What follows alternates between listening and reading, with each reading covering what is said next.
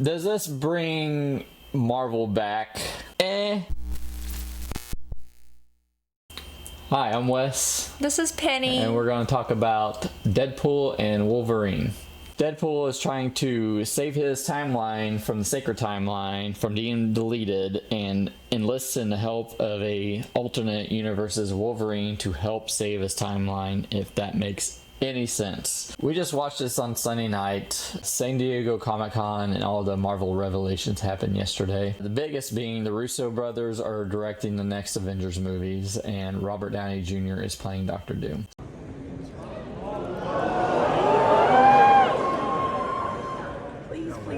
Please.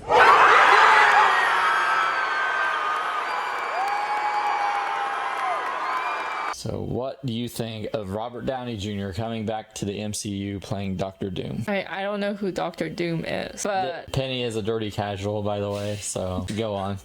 but I know he was Iron Man, and I know they killed Iron Man. So in my head, Robert Downey Jr. is dead and should never appear in the show or a movie unless they make Iron Man back alive again. But for him to play another character, it just feels kind of weird, I mean, I'm not against Robert Downey Jr. I think he's a good actor, but just like I have to twist my mind to like persuade myself that he is Dr. Doom. It's kind of Yeah, I mean, watching these movies since the beginning, since X-Men in 2000, I'm in both sides of it. I know there's a lot of online discourse about him playing Dr. Doom, and I think it's an interesting choice. Like, the Russo brothers coming back for the next two Avengers movies makes sense to me. Everything they've done with the MCU has been pretty great. Everything after the MCU, not so great. So them coming back,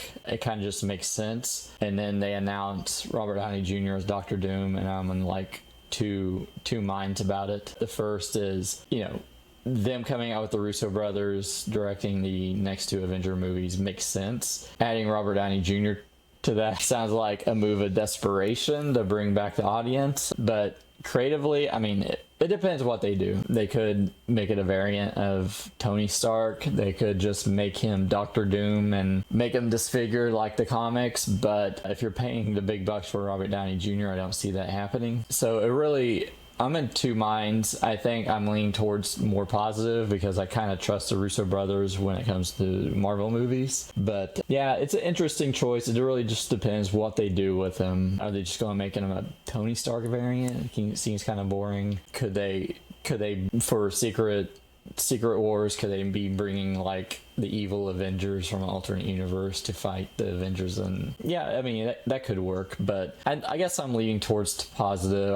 I hope they creatively do something interesting with this casting, but I was kind of looking forward to Mads Mikkelsen or Cillian Murphy playing Dr. Doom, but we'll see what they do. I'm just kind of holding my opinion until now, but yeah, I guess we'll see. So what's your overall thoughts about Deadpool and Wolverine? Just basics. Like, what are your first impressions of it? that I loved it. You loved it? Yeah, I loved it. And you've only seen like the previous Deadpool movies. Yeah, but I've had my fair share of watching Marvel movies, superhero movies, and TV shows, so I kind of get the gist, right? Yeah, I showed you the Screen Crush 24 years and 18 minutes video to kind of get you prepared with like the Wolverine aspect of the movies, and so we don't have to watch like 10 X-Men movies. There's just no way we're going to get that done in that short amount of time, just to get the full like aspect of Wolverine and Deadpool. Personally,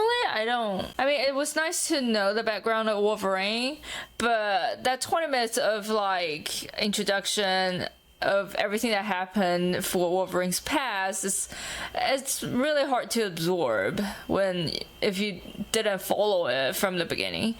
But I think watching this movie, I don't really think you need a whole lot of background for Wolverine's past. You kind of just need to know this specific Wolverine, what his situation is and where his mind is at, and you can kind of go through the movie pretty smoothly. This Wolverine let down his entire world.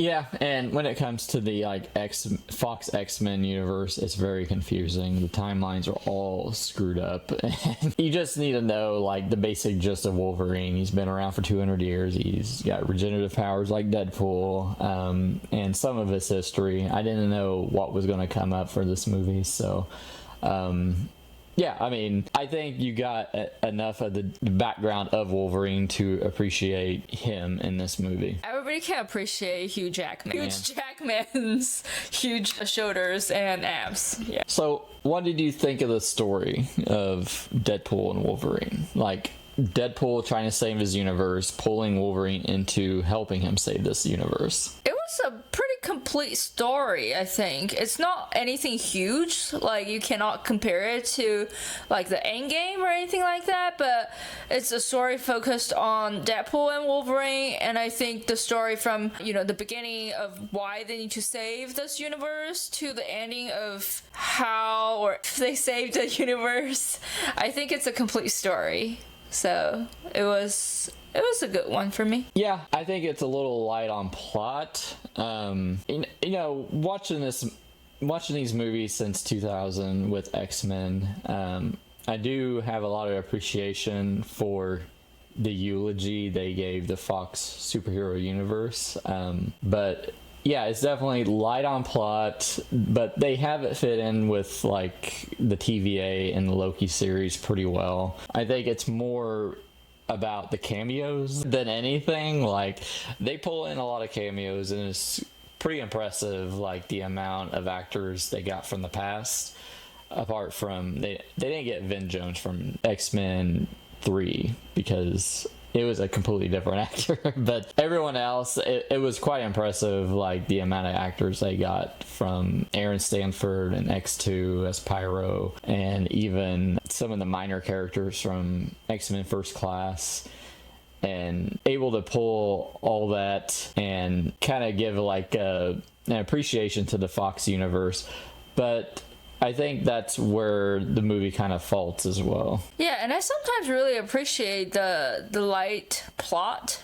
I feel like not every Marvel movie needs to be like having you think so hard on how the multiple timeline goes, how the multi-universe goes, and I think the branch of like all the stories made on Deadpool has its own style because based on the personality of the character, so it's never a super complicated story per se, but a lot of it are very entertaining, and I think sometimes like you don't really see what's coming next, and when it happens you're like, oh wow, I didn't see that coming, which is good, right? Because the least thing you want is to sit there kind of already know what to expect the next step. And for this movie, like, I don't know what to expect next, and the next thing is always fun and funny and still natural, for it to happen,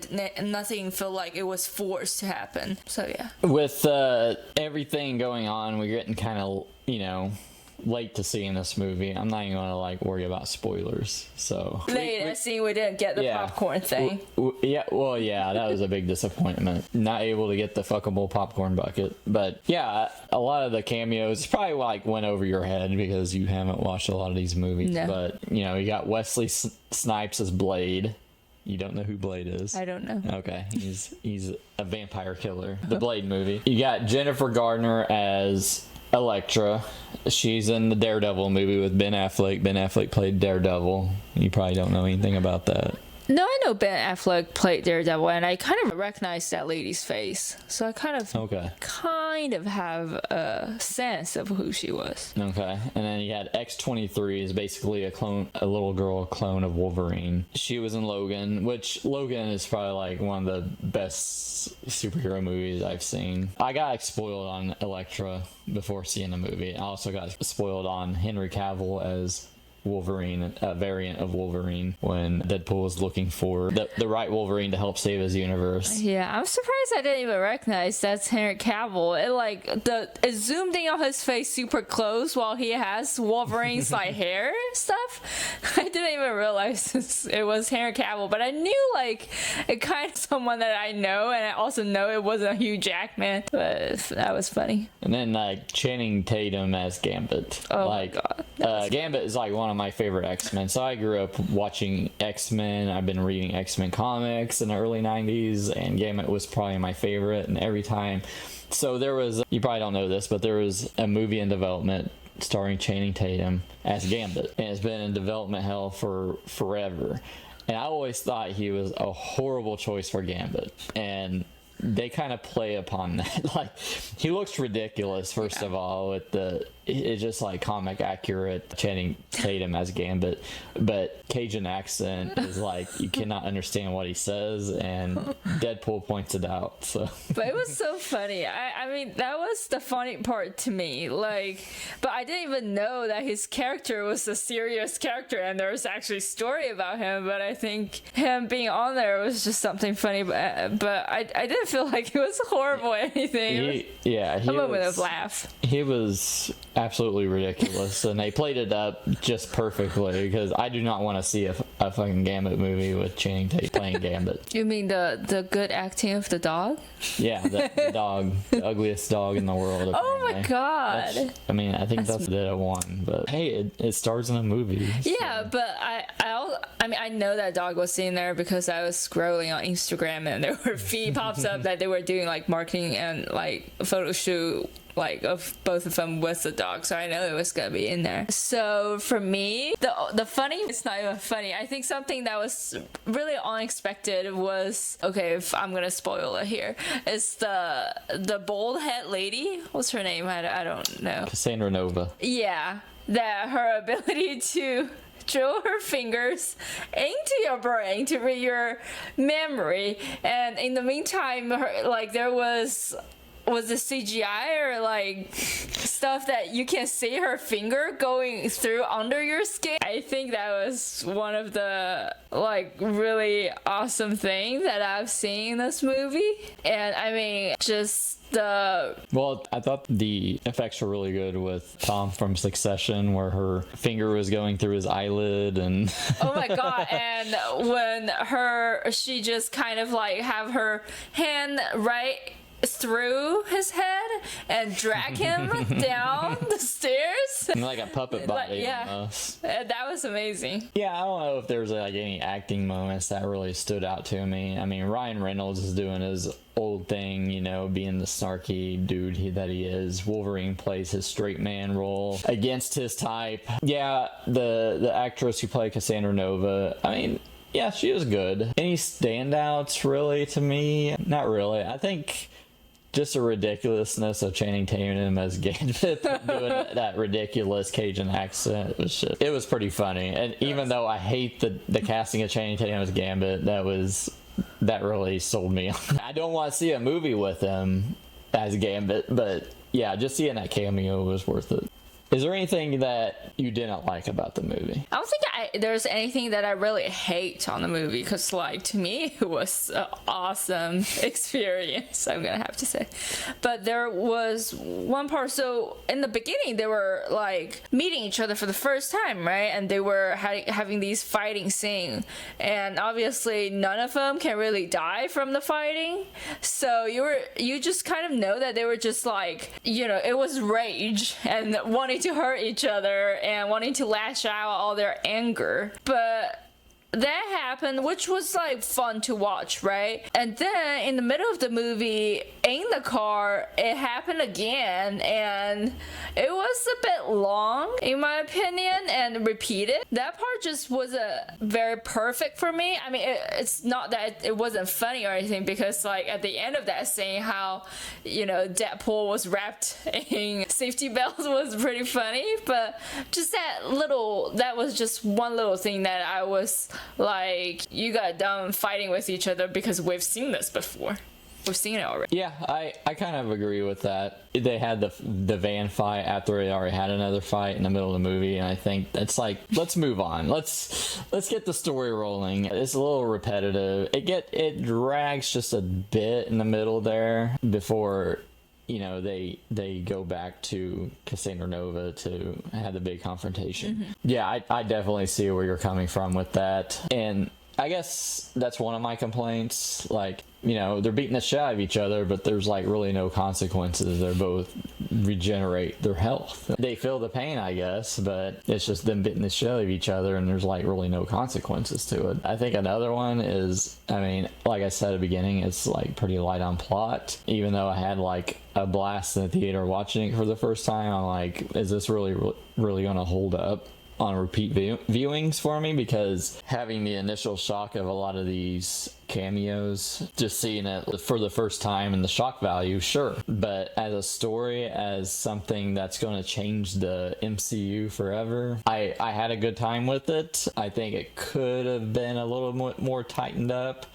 and a lot of I think it's just a little light on story. And yeah, it's a great eulogy to the Fox Marvel universe, and even the credits where they have Green Day's Good Riddance playing with a lot of the clips from back, like behind the scenes of these Fox movies. You know, it really, I kind of felt kind of sad for it, but this is basically what it is. It's like a eulogy for that Fox universe. We're moving on after this, and as that, yeah, it's as someone who's been following it for 24 years since the first X-Men in 2000. Yeah, I appreciate it, but does it hold up as a movie is another thing. So, does it stand out on its own? Can I recommend this to my grandmother who has never seen any of these movies? Probably not. It doesn't stand on its own. You gotta have a lot of knowledge about what came before this for decades. So, does this bring Marvel back to you? I know you're not like the biggest MCU fan. I showed you some movies. I don't even know what I showed you. I know I showed you the last couple Avengers movies in preparation for stuff we watched, like Shang-Chi and Ant-Man Quantumanium. Does this get you excited for future Marvel movies? That's hard to say. I mean, we've watched the Endgame and what's the one before Endgame? And those two kind of are one of my favorites that we've watched because they are really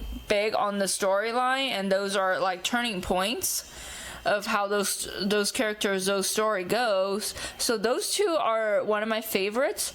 And we've also seen like Shang-Chi and Doctor Strange, a few of them. I mean, it was not like bad movies, but to me it wasn't anything that I had a blast watching. Well, Shang-Chi made you cry. It might have made me cry, but I cry all the time, so it's not like it's unusual or anything. I think it only played into my Chinese emotion, whatever. But I think Deadpool branch has its own very unique style. Deadpool as a character has, like I said, this very sarcastic humor that clicks with me. Yeah, like humor is kind of a weird thing when it comes to movies, but I think Deadpool always say those ridiculous things with a straight face is the funniest thing ever. And this one especially, like, you could tell how much joke and humor they like put into the movie. I think maybe half of the time, like, it was like meant to make you laugh.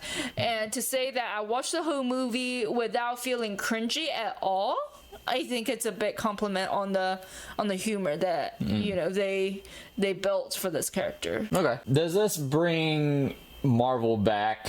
It makes me want to watch the next Deadpool movie. Oh, okay. It doesn't make me want to watch other ones because of this one. Yeah, I mean, does it really change anything? I mean, Deadpool and Wolverine might be in the next Avengers movie, sure, and I'm sure that they'll bring the audience, but yeah, overall, yeah, I mean, that's probably the best thing Marvel's come out with for a while, but that's kind of a low bar. Hey, I I mean, I think it's still a big accomplishment for them to do a movie that so many people at all ages find it very entertaining to watch. Well, yeah, all ages, but it's an R-rated movie, so people under 18 shouldn't be in there. I saw kids running around in the theater, but... Hey, 18 plus is also a big range, okay? There's from 18 to 80, and there were definitely some older people in the theater watching the movie, and I heard them laughing too. Yeah, I mean, it's an entertaining movie, but is it rejuvenating my interest in Marvel? I don't know. I enjoyed it, but it's not anything I'm looking forward to again. The San Diego Comic-Con stuff has me kind of interested, like the Russo brothers directing, sure, Robert Downey Jr. I guess we'll see. But yeah, I'm kind of looking forward to that a little bit more because he's got everything James Gunn has touched in Marvel has been gold. So I enjoy the competition between DC and Marvel. I want them to just, compete with each other and just make the best movies possible. I mean, I don't know if I want them to compete with each other like head on, because like that'd be so much pressure on, when you go to see a movie, your expectation is going to be really high, and it's a lot of pressure on, if you make a Marvel movie or a DC movie, it better be one of the best of all times, and it's just not going to happen. Well, so I mean, competition makes everyone better, and then like a year from now in July, we have Superman opening, and then we have Fantastic Four First Steps opening. That's a DC movie and a Marvel movie, and they're pretty much competing with each other next year. And hopefully they're both great. I'm not trying to crap on anything. I don't like to be negative. I don't like the cynicism BS on YouTube. I try to look at the positive aspect of it, and I hope they're both great. Yeah, I think that comes from like someone who's been following Marvel or DC for a long time to like say something like that. For me, someone that is not super invested in the character or the story or like the production behind the scene, I feel like for me it's just, let's just ride along, let's just ride the wave and see if it took me down or push me up. Okay, so as a casual, as non-comic book follower, next year, a year from now, what movie do you think you'll look forward to more, Superman or the new Fantastic Four? I don't think. Oh, come on. I don't. For fun. Okay. So I only know who Superman is. I don't even know Superman's story. I just know Henry Cavill. I only know that he looks fucking hot as Superman. That's all I know about Superman. Well, Henry Cavill is not in the new Superman movie. Okay. So. I'm sure whoever that's cast is gonna be pretty hot too. Okay. But like, I don't know what I should even be looking forward to for like Superman's future, and I've never seen Fantastic Four, so I really can't say which one I'm more looking forward to. Like I said, I'm just gonna ride along. If you are watching it, I'm gonna sit down and watch it as well. It's good. If it's not good, I'm just like, hey, this one sucked. Okay. So overall thoughts, and then your rating. Overall thoughts, I just freaking love this movie. It's one of the best movie I've seen in the Marvel production, one of the best superhero movie that I've enjoyed. It's just got its own unique style when it comes to Deadpool, and personally that's the type of fun, entertaining time that I'm looking for when I sit down and watch a superhero movie. So it really satisfied me for this big void on Marvel joke, Marvel humor, and the fact that you introduced me to the previous two Deadpool movies kind of got me really interested and looking forward to this new one, and it was totally worth it. So overall rating, personally, in no specific measurable standard, I enjoyed this movie 5 out of 5. 5 out of 5, wow. Yeah. All right. I mean, there's Hugh Jackman. Who doesn't love Hugh Jackman? And like, what's his name? Ryan Reynolds. Like, he's just really good as Deadpool as always. And do I have to say the beginning of this movie really just caught my eyes and got me engaged immediately. It's like a boom of this style with him like dancing to the music and throwing metal bones with like the introduction with like the introduction of the, you know, staff or actors' names, production name coming out like on each hit along with the rhythm of it was perfect. Well, my overall thought, I enjoyed it quite a bit. It was very fan servicey movie, which I think it dragged a little bit. I got a little repetitive towards the middle. Two guys who cannot get hurt just beating the crap out of each other. I get it. All right, I get it. They want a bunch of blood in the movie. I think part of me following these movies for 25 years, for a freaking quarter of a century, which makes me feel old, it kind of affects my rating, but I enjoyed it. I'm just gonna have to give it about, I think, 3.5 out of 5. I think it's kind of light on content. Like, it's very fan servicey, you know, they're throwing cameos here and there, and you know, they're enjoyable cameos, but I kind of want something more. I think, like, a lot of these Marvel movies, they show trailers, and Ant-Man and the Wasp: Quantumania is very guilty of this, or they make it seem more serious. And I think the Deadpool and Wolverine trailers did that a little bit, and the later trailers kind of like making it more serious, and it just doesn't have that weight to it. But I did enjoy it. I had a good time in the theater, but I don't think this is like a defining MCU movie. I don't think it's going to, you know, turn the MCU around. It made a crap load of money, okay? I'll give it that. Like, you know, congrats Disney, you made a ton of money. But as a movie, as a standalone movie, I really enjoyed it. I did, but it just seems a little flat in some areas story-wise, I think, for me. So, like, selfishly talking about this when it comes to Deadpool, I would never have any expectation on this guy because I feel like his story has been so tragic.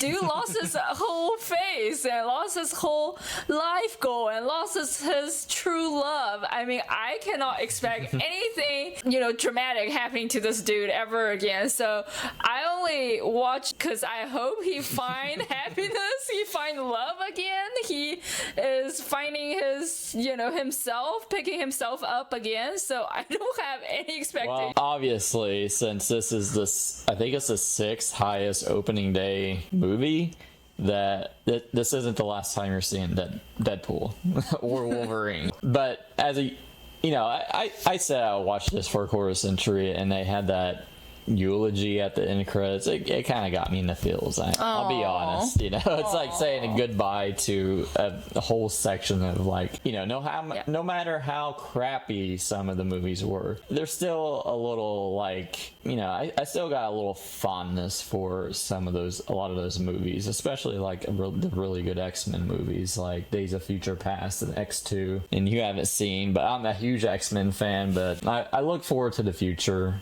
to hopefully they do. Like, I don't have a whole lot of faith in Disney, honestly. The X-Men animated series was fantastic that they did just recently. Hopefully they do great things with the X-Men in the future, but I don't know. I guess we'll see. I like fan service, but I don't like too much fan service. I don't want just fan service. I want something deeper. But that's our thoughts on Deadpool and Wolverine. Make sure to like and subscribe. Leave a comment. Tell us what you think of the movie, and we'll see you later. Bye.